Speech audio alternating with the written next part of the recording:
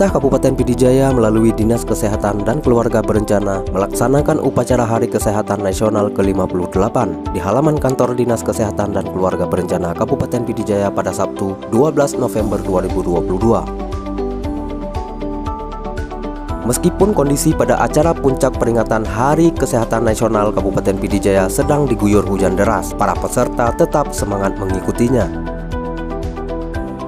Para peserta terlihat rela berdiri kehujanan, bahkan sebagian terlihat ada yang menggunakan payung saat acara sedang berjalan.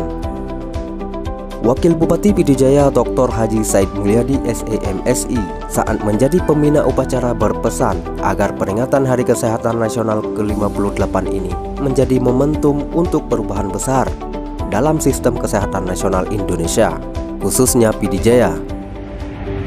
HKN ke-58 tahun 2022 mengangkat tema Bangkit Indonesiaku, Sehat Negeriku.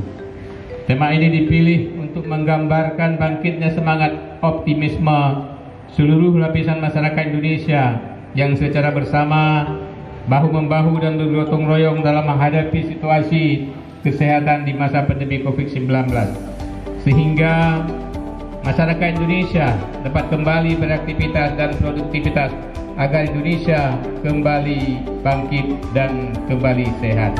Seiring dengan terkendali pandemi COVID-19 saat ini, Said Mulyadi mengingatkan jajarannya terkait dengan waktu yang tersisa dalam melakukan transformasi sistem kesehatan nasional.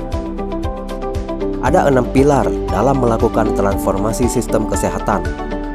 Pilar pertama adalah transformasi dari sistem layanan primer dengan memperkuat kembali seluruh posyandu, puskesmas, dan laboratorium kesehatan masyarakat, serta melengkapi dengan layanan kesehatan berbasis teknologi digital.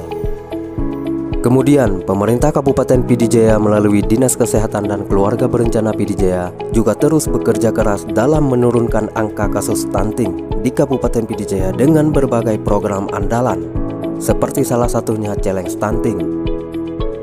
Celeng ini nantinya akan ditempatkan di Dinas Kesehatan Pidijaya serta 12 unit puskesmas di wilayah Pidijaya, di mana nantinya setiap bulan celeng tersebut akan dibuka. Uangnya akan diberikan untuk persiapan gizi dan perbaikan gizi bagi anak-anak.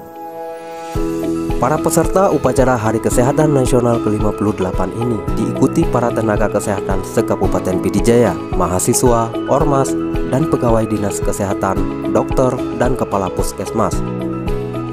Kepala Dinas Kesehatan dan Keluarga Berencana Pidijaya Edi Azwar menyatakan bahwa peringatan Hari Kesehatan Nasional ke-58 ini berlangsung khidmat. Walaupun situasi sedang hujan deras, para peserta tetap semangat mengikutinya.